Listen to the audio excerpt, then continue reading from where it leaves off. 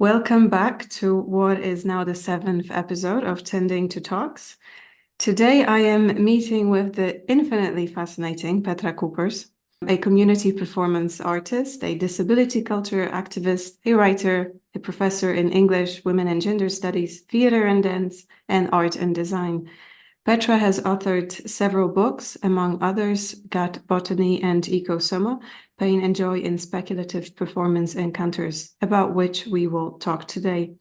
Petra, my sincere gratitude for you being here today. It is indeed a challenge to introduce you in a way that reflects the broad spectrum of all the things you're involved in.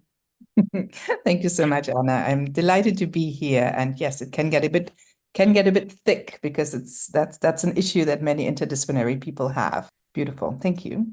Let's start with getting a little bit personal. What initially drew you to explore the intersection of disability, performance, and arts? Yes, thank you. So I am a disabled person myself. So I was born in Germany, and I have been disabled from very early on, from birth on, and I have a pain-related disability. So it kind of got very noticeable in my so when I was between 8 and 12, and it took a while to get a proper diagnosis and to figure out what was really going on. But I was living with pain a lot. And it's very hard to communicate pain, particularly when you're a little one, when there's no external, nothing is visibly externally. So my life world has always been shaped by pain, but also has been shaped by a great delight in being outdoors and being active in the world and moving. So I was really, really bad at sports in school because I couldn't run, all that stuff was just terrible to me. And then they introduced dance in school, like Laban work, Laban creative movement work. And suddenly I loved dance classes. I loved sports classes because we were creating choreographies. We were moving with our bodies in interesting and enriching ways. And I just adored that. From that moment on, I knew that I wanted to dance. It was also very clear to me that if I wanted to dance, I had to find a different way than most people out there in the world with people who are not in pain or have sound limbs. So I chose a path of community performance. So I work with many other people who are disabled. I work with many people who live with pain. And so that's been my path for the last 30 years. Was there any pivotal moment or experience that shaped your perspective on disability culture? It would be very easy to use negative moments to speak about this, to speak about exclusion. And I will actually speak about one or two of them just to give a sense of that. And then I'll talk about something positive, because for me, disability culture is not just about pressing against oppression, it's also about celebrating who we are. So the negative experiences are, for instance, when I was a student at the University of Cologne, my department, that was theater, film, and TV studies, was up on a high floor and there was no elevator. And as far as I'm aware, there still isn't. So even now, 30 years on, a disabled person cannot really take those classes. At the time, a kind feminist professor moved a lecture downstairs, in an accessible space so I could finish my degree. But what I remember most, one of these pivotal moments, is I remember the feeling on my hands when I put my hands next to my butt on a stair, on this long marble staircase, and I push myself up one stair at a time until I get up to the third floor. That's many stairs. I just encourage the listeners to just try that out. Just put your hands next to you and just lift up your butt to get up the stairs. That's pretty intense feeling of something needs to happen. Some cultural shift needs to happen. It's not just about my body, it's about a cultural shift. So that's one moment of exclusion. A second one is when I was already working as a lecturer in community dance in the UK, quite a few years later. And I was at a conference, a dance conference, and the room in which all the lectures were given was perfectly accessible. It was fine. I was with my little wheelchair at the time. And then lunch happened, and all these people who speak so beautifully about exclusion and politics and dance and what dance is good for and how we can change the world with dance, they all trotted by me, like literally by me, up stairs to go upstairs to their lunch. And I was like at the bottom of the stairs going, what the heck? What is the connection between your beautiful talk about inclusion and dance and social change and the fact that I'm sitting here without my lunch? So those are negative examples, and they still create emotions.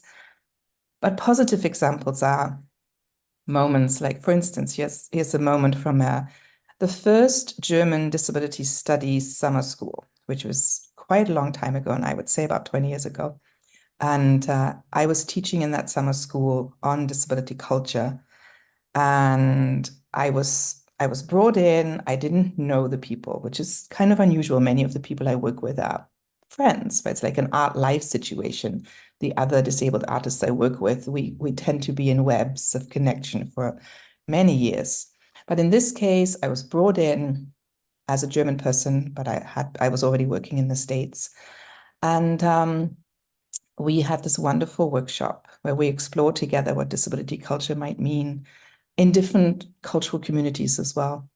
And so there is that moment when we all, many of us with wheelchairs, some of us with other kinds of devices, like a blind person's stick, some people with other kind of mobility differences or sensual differences or autistic neurodiverse differences, we're all approaching a tree together, a tree in the grounds of the university we had assembled. And we're all just slowly helping each other towards this tree. And we touch that tree together. And I have this image so strongly in my mind, all of us 20 years ago, putting our hands onto the bark and feeling the pulse of the tree and feeling the pulse of being together as a community, so different from one another, different languages, different ways of being, everybody disabled. And we all just hold the tree and each other together. That is one of those pivotal moments for me, and I think about disability culture internationally. Wow, I may need a moment to collect myself. How do you navigate the balance between self-representation and external perceptions of disability in your work? So much of the representation of disability is still about negative imagery.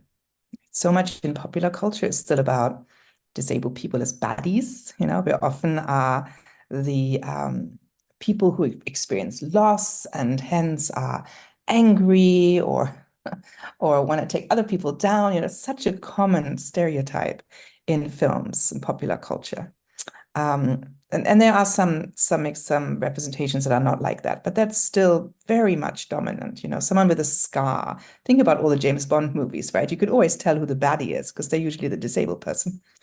So there's that in popular culture. And then there's still this attitude of pity that's very much part of the general culture as well, that disabled people are to be pitied.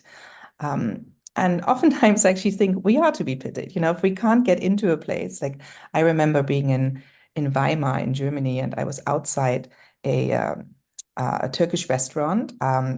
Actually, hardly any restaurants in the whole of that town were physically accessible. And I was in my power wheelchair at that time, and I couldn't just leave it. And it was raining, so it was a pretty miserable day.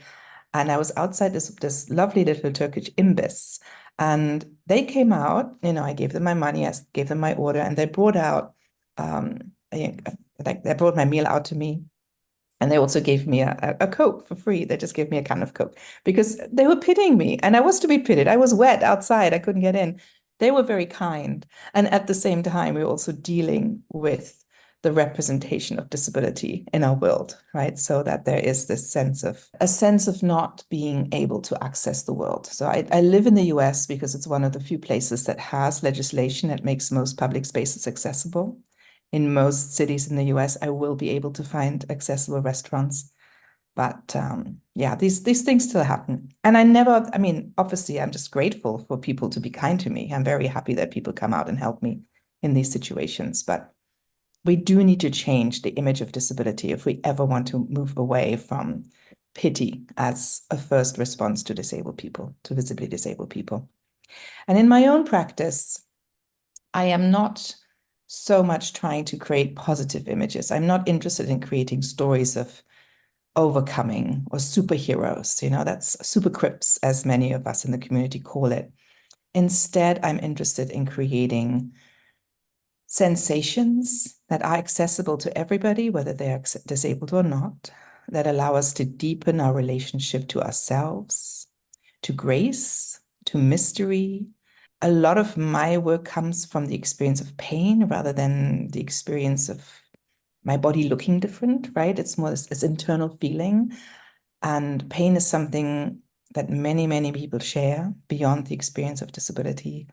And I think it's very important for cultural representation to deepen what experience of the world can be, that we can excavate pain and joy together, that we can touch in with the world and experience that grace that I was just describing as we were all touching that tree, right? There's something about togetherness. There's something about the aliveness of the world. Those are the kinds of things I like to touch in with. So you're not going to find me make a movie about triumphantly going into a accessible restaurant, just to follow up on the earlier anecdote. I'm probably not going to do that. What I'm much more likely to do is to find ways of capturing through poetry, through film, through communal performance, those moments of grace when there's like electricity running through us, and when we are able to connect with the joy of the world. Right. So much of the way we think about identity is concerned with the way we look and the way we move and what our bodies can do. And I don't know, I just wonder, what do you think about that? Why does the notion of disability, for the lack of a better word, because that's the first thing that comes to mind, makes us uncomfortable? Why is it something that we either have to pity or we need to ignore because we don't know how to approach it, or we try to fix it so often, right? You're talking about positive representations. How often do we see the movies where the main idea is for the man on the wheelchair to stand up and start walking, as if that was the whole point, as if that was the essence of that person's life, to be able to defy that certain inability, because we perceive it as such. It can be an ability towards something completely different, right? An excellent question. And many disability theorists have written about the reasons why a mainstream world is so disturbed by disability. I mean, there is this it's one of the identity categories that can happen to everybody, just like aging, right? Both of these will likely happen to us. One will definitely happen to us, hopefully, if we're lucky. Disability might happen as part of that. So it's an identity category we can all fall into very, very quickly. One of the few, right? Most other ones are fairly set. So people get very, very worried about something like this happening to them, and an idea of what a life might be that might be restricted in some way is something that really upsets people.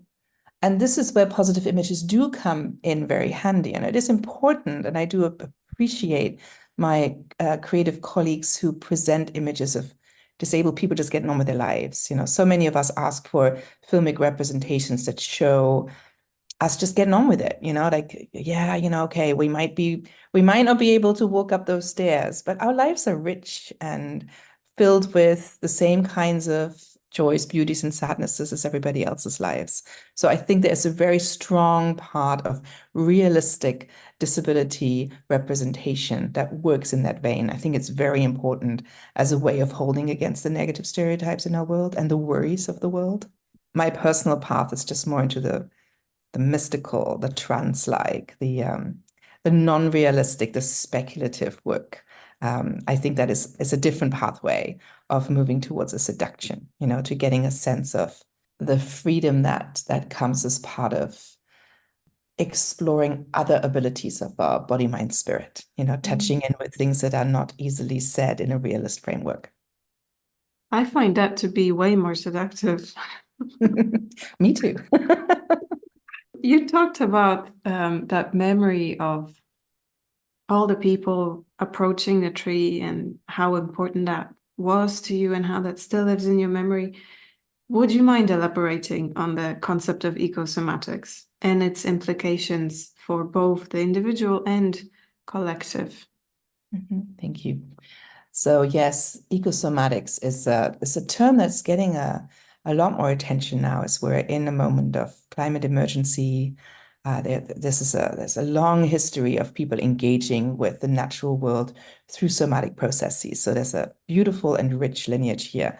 And I am seeing myself in that lineage, but I'm also stepping somewhat aside from it. I think one of the ways that I'm most intrigued by ecosomatic work is when the natural world that we're trying to tune with and that we're trying to regulate with is already itself a compromised world. So I am very interested in engaging in I use it Eco Soma. I'm interested in this. I'm moving a little bit away from this one word ecosomatics. And I'm not trying to coin a new phrase that's maybe a little bit intense, but I'm just using these two words because I'm interested in the two-step between eco and soma. I'm interested in stumblings. I'm interested in openings. So I use eco, which is environment, home, and soma, embodiment, body, mind, spirit. I'm using these two words as trajectories, as vectors that move around one another. I think of it as planets in moving with one another. And what I'm interested in is working in, for instance, post-industrial environments. So I'm very interested what happens when disabled artists work in post-industrial environments that are themselves toxic. They might have really significant toxic loads, environments that are very much marked by both human and more than human exclusion. So, for instance, environments that are very racialized, environments that have been redlined, environments in which I don't know whether everybody who's listening to this might knows what that means. So, environments where there's a history of racialized exclusion, when only certain people, usually white people, were allowed to settle somewhere, and other people, through various mechanisms, were not allowed to settle. So that's very much an aspect of a lot of US housing situations, like suburban environments are often marked by these kinds of racialized shapings. And you can't necessarily see that when you just enter into a place and try to tune with a tree, for instance. You need to do research. You need to figure out, well, where are you? What are the histories of where you are? Who lived here? What are the indigenous past, current, and future caretakers of a particular land? What are the various kinds of peoples who've settled here? What are the mechanisms to which they settled? So those are the kinds of research that are part, for me, in my ecosoma query, and that are a little bit different to me from an ecosomatic query, which is really often interested in the immediacy of breathing and being with and regulating, which is so important. I do totally do that too, but to me, I'm trying to frame that with this wider attention to the socio-cultural aspects of habitation and land use. So reconnecting with the memory of the place, we could say. Reconnecting with the memory of the place. This is what I've just described is very much the human memory of the place, right? I'm also intrigued with connecting with the more than human memory of a place. So, for instance, I have a new poetry book out called The Diver Beneath the Street. And in that one, I talk about murders, a particular serial killer who killed women in the area near where I live. And I don't really talk about the murders much. I definitely don't talk about the murderer, but what I do talk about is processes of decay and processes of rejuvenation that happen at the level of the soil. So in that case, I'm engaged with worms and nematodes and little insects that are in the soil. We're diving into the soil. We're diving into the Huron River. So those are the kinds of stories that I'm interested in there. So we're connecting to the histories of place, both at the human level, but also at the more than human level. What comes to mind to me right now is that in many ways, that very much goes back to also the indigenous knowledge, right? And the indigenous practices of sort of connecting and giving back to the place that we inhabit. Yes. I think that's right. I mean, there's many indigenous writers, practitioners, artists that influence my work very much. I try to be very aware of appropriation in my work and of not embracing an indigenous practice for myself. So I am very much a white individual. I'm a white cis queer woman.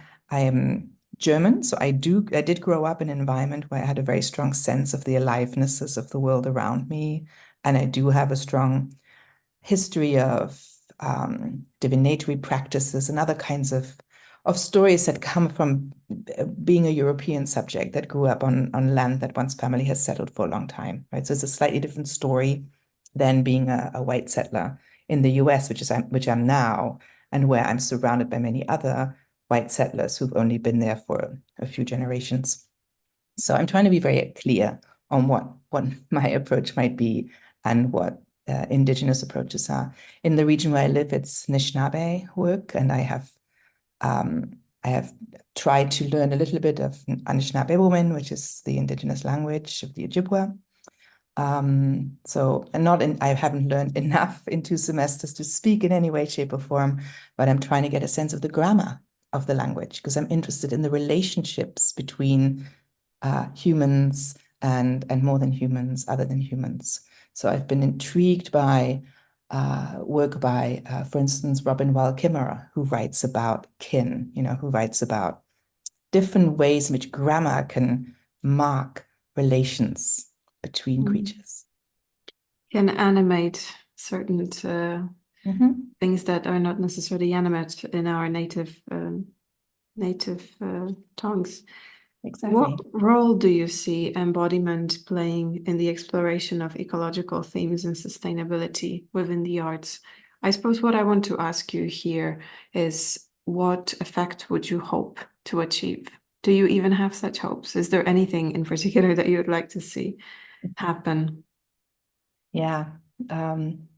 This is such a complicated question in times of the hyper objects, right? Like climate emergency, these large, overwhelming narratives in the face of which it's very hard to have any one point where one can initiate change. I do think that artists have a very important role to play in this, in the way that we envisage ourselves into the future. So there's many ways in which I could answer that one. One of which is a core question that I try to answer when I'm engaged in performance practice in the community is who is not with us? Who is not here among us, and how can we open up to more agencies and more consciousnesses and more body, mind, spirits, human and otherwise? How can we listen and be with more of us? So that is a very important question for me. And I think that is one that moves us into the direction of how to address the challenges that we are all facing. I also try to pay attention to the resiliencies that are out there in the world. So many people are surviving all kinds of things. So many non-people, so many other than humans survive so many things. So what can we learn about resilience and about the fact that time might move on, and maybe what we call humans right now might no longer be around at a certain point in time? What are the future consciousnesses and the future forms of embodiment that might be part of the landscapes we're currently inhabiting? What might be there, and how can we embrace that change? How can we think in time frames that are larger than our own time, the time of our children, but can go beyond that time. So I'm that Donna Haraway's chapter in Staying with the Trouble. She has the 8th chapter. Many people who read the book, I find, don't really get all the way to the end, because it's not the easiest book in the world to read, and it's also so juicy and exciting so that you get a lot early on. But I love teaching the 8th chapter, and in that chapter, she speaks with, or she reports about a creative writing experiment, a speculative writing experiment that she and a bunch of other people were engaged in. And they tried to envisage the future of an entity called Camille. This is the Children of the Compost series for those of us who have read the chapter. So in this chapter, we follow Camille who's part of a group of just a small group, a few hundred people, post-apocalypse, who are banding together and creating new futures for themselves. And so one of the ways they're doing that is that they're creating hybrids, human more than human hybrids. So Camille is a hybrid between a human and a butterfly. And then this speculative writing crowd together writes about 7 generations of change. They keep following who Camille becomes in each generation. And that and everybody, Donna Haraway is a feminist science writer. So they're using currently existing science to understand what is happening. So you get into this really interesting speculative place where we learn about all kinds of new abilities, new ways of being in the world emerging in this fantastical saga. And it's just fascinating to follow that. So without going into the depth of scientific exploration, I find this highly inspirational. It's something I have embraced in my own world. I'm really interested in speculative meditations that open up to difference in different ways. You mentioned resilience. I wanted to ask you, how does Eco Soma engage with notions of also resilience, but vulnerability and interconnectedness? And how does it intersect with your broader research interests in disability studies and feminist theory? Vulnerability. So vulnerability emerges in Eco Soma, the book, in so many ways. I give you one example. So in the first chapter, I'm talking at length about a particular performance experiment, Journey to the Holocaust Memorial in Berlin. So that is an experiment that happened a while ago when my partner at the time, Neil Marcus, and we were invited to come to Berlin. We were invited by a bunch of Buto artists. So Buto being this Japanese-derived dance form. It's very much associated with the post-Hiroshima and Nagasaki war tragedies, so atrocities. And it's a form of response to, it's often called the dance of darkness, right? A dance of an engagement with the limits of human ability and human suffering and human resilience.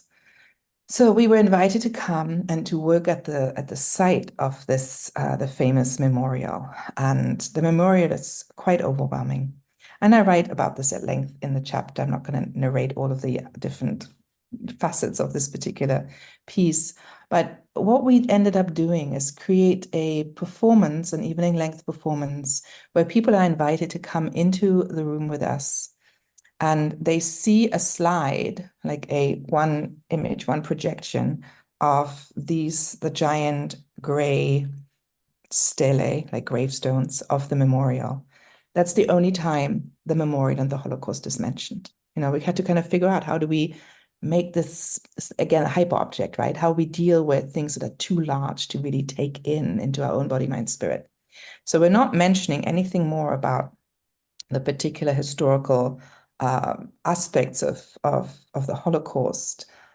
We do mention that I am German, I come from the perpetrator nation. Neil, who has since passed, he was Jewish. We talked about we're both disabled, we're both using wheelchairs. So we talked about that a little bit. And then we invite people into this action, which ends up with people lying on top of one another with their heads resting on another person's belly, and everybody breathing together. And you feel this breath running through. You have stacked bodies and you have breath running through. Now, those of us who are familiar with the historic images around what happened immediately probably have a response to what I just said. Immediately images come up. So we took this piece around the world, and we had so many different responses.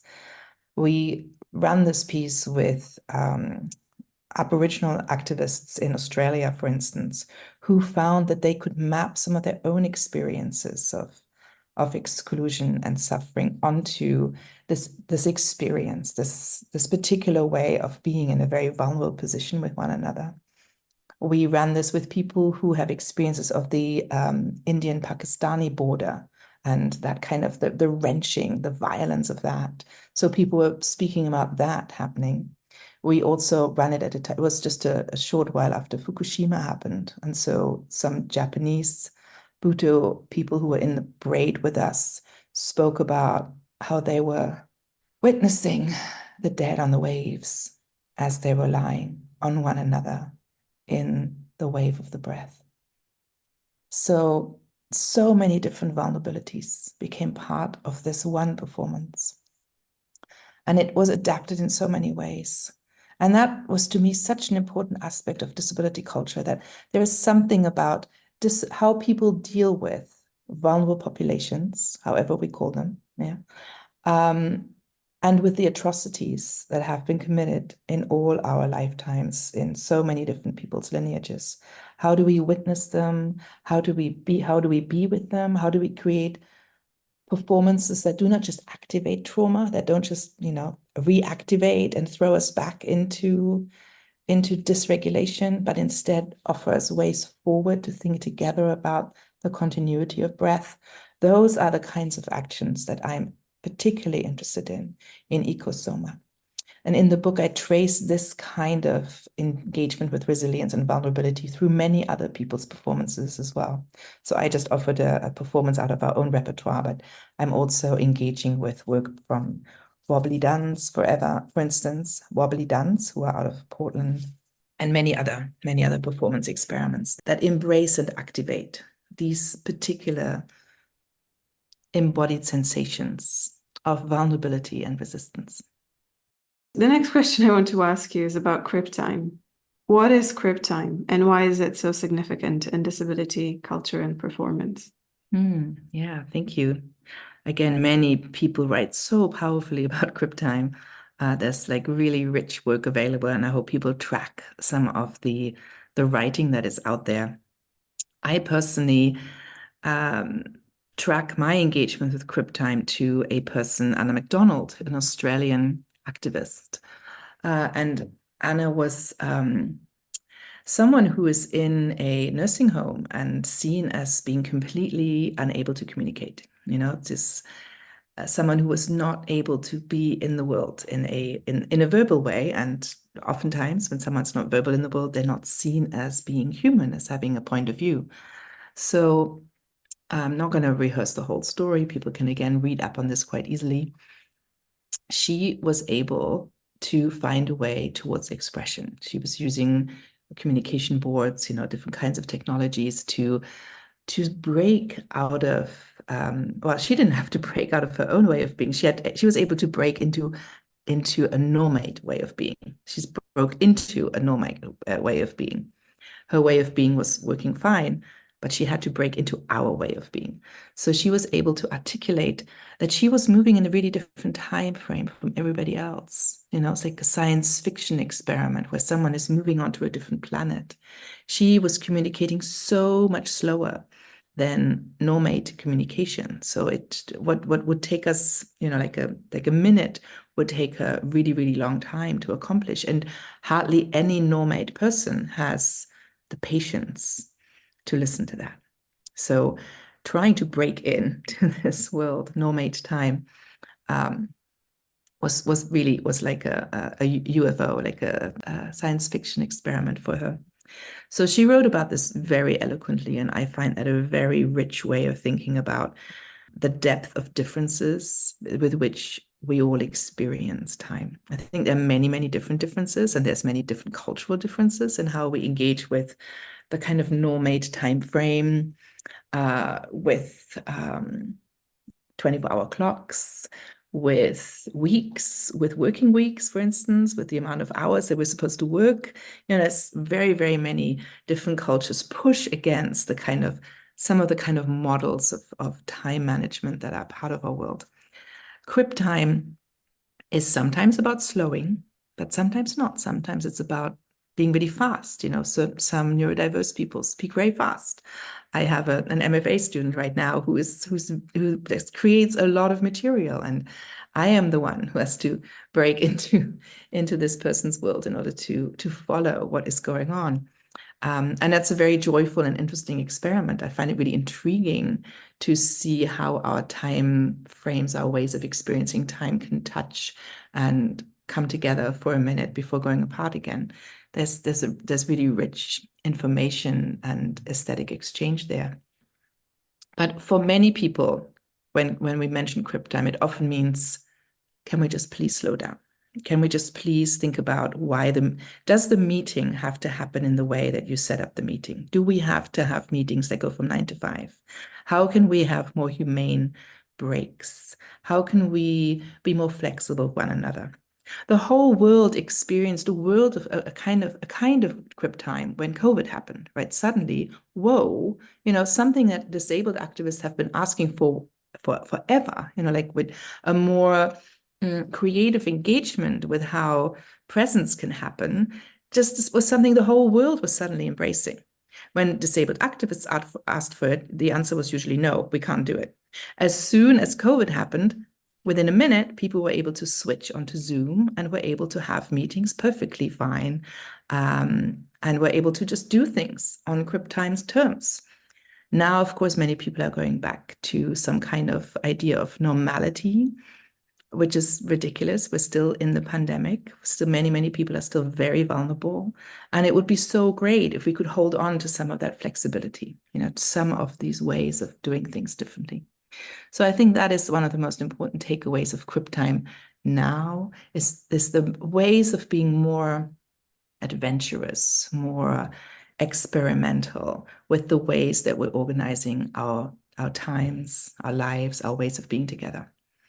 But for me as an artist, I'm particularly interested in the aesthetic dimensions of different kind of temporalities touching, of all of us as planets touching, embracing, being in momentary contact, and then moving away again. Those are two different ways of defining crib time. How do you think the field of disability studies has evolved over the years, and what areas still require further exploration? Are there any recent developments or trends in disability culture that you find particularly noteworthy? Beautiful. Thank you for that question. I think there's so much rich work out there right now. I'm just delighted to see the wide diversity of approaches that are happening. I think one of the most exciting things that has happened in the last 10 years is a significant attention to neurodiversity, to the way we are in the world as neuro beings, as neuroqueer people, as people who can pay attention to how our cognitive and our embodied minds together are working and not working in the kind of worlds that we live in. So I think that's one of the most significant attention that we have out there. And the second area I want to highlight is how the intersection between racialized identities and disability identity. So what that is about. So there's lots of exciting work that looks at different kinds of precarities, that looks at maybe no longer a certain understanding of disability, but more an understanding of a disablement of that is activated through oppression. How that operates. I think there's a lot of exciting work there. And in some of the other fields that I'm in, so more in dance studies, I'm very excited to see what happens when disability and trauma theory is getting in touch with one another. The kind of work that's happening around co-regulation, that when these kinds of ways of understanding embodiment and body, mind, spirit, when they are put together with disability approaches. So that's really exciting to me as well. So there's much going on. I mean, there's just been a wonderful rise of disability studies in the academy. There's a lot of work going on internationally. There is a lot of attention to disability. At times, I and many activists have also asked, well, we need to make sure we're not leaving actual, disabled people behind. If it becomes a thought construct, then it gets very complicated. And that's an interesting one. I also hope to see a significant rise of disabled academics, disabled artists, disabled activists getting support, finding their way into the academy, into art processes, all of that kind of stuff. And that seems to be a little bit slower than the take up in the metaphorical realm, if that makes sense. So I hope that whenever disability studies is on a program, that actually self-identified disabled people are also on the podium and in the audience. What do you hope audiences to take away from your performances and writings on disability? What I hope for people to take away is a sense of enrichment, not a sense of feeling guilty about exclusions, in the past, in the present. What I want people to take away instead is a form of seduction, a form of being interested in different ways of being. And hopefully with that also a reduction in a sense of tragedy around disability, that maybe they can embrace their own lives, however they identify, whether they're disabled or not, that they can embrace change in their own body, mind, spirit easier, because they can see that there's richness available in different ways of being in the world. So I think that is still the charge. It's the charge that started many of us out many decades ago, but it's still the charge that is central, because so many people still associate disability with tragedy. So if we instead think about disability as something with depth, something that offers speculative possibilities, something that can offer a way into mysteries and trance, then I think there's richness there, and there's seduction there. There's something there that allows us to access the pulse of the world. Can you share any upcoming projects or collaborations that you're particularly excited about? Yes. What are you working on right now? What am I working on right now is a new project. So I just been engaged in a lot of crypt drifting, which is this similar to the tree story that I started with, being with land and site and creatures of all kinds. So I'm still doing a lot of these, and they make me so happy. It's great. I'm still running Starship Somatics, similar kind of experience, online through Movement Research. So that happens every Tuesday at 11 o'clock Eastern time, Eastern US time, for free online. So people can find that easily. And the next step in that particular project is a project called Planting Disabled Futures. So that is right now very much in development. So I don't really know where that's going yet. But a number of collaborators and myself are exploring virtual reality approaches to immersion. So we're thinking about headset work, probably a performance that would involve us moving to different cities and role spaces with a number of headsets, and adapted to various kinds of disabilities and ways of being in the world, and then inviting people to become first-person experiences of an immersive world that puts us in touch with plants, a kind of queer, open, extraterrestrial or terrestrial experience of eros and connection through greenery, through a green world of possibility, a macro world. So we're figuring out 3D modeling work. We're figuring out all this kind of stuff that that's very exciting to think about. So we've already created a number of 360 video experiments. We currently have a film called Becoming Fossil that's on the festival circuit that involves 360 work. And of course, I have my Quipmat archive dances, an experimental documentary that's just been finished, and that also has this Eco Soma exploration at the heart of it. So these are all going out there, and Planting Disabled Futures will be hopefully the next piece. The next piece I'll be working on, that and taking both the Crypt Drifts and the Quipmat archive dances on the road. Beautiful. However unfortunate that this conversation cannot last forever, this seems like an adequate moment to leave our listeners with your words and let them do the work. As per usual, underneath this episode, you will find links to Petra's works, both written and performative, which I genuinely encourage you to visit. To you, Petra, a massive thank you for being here with us for this last hour almost. And best of luck with whichever is to come. Thank you so much, Anna. I'm delighted.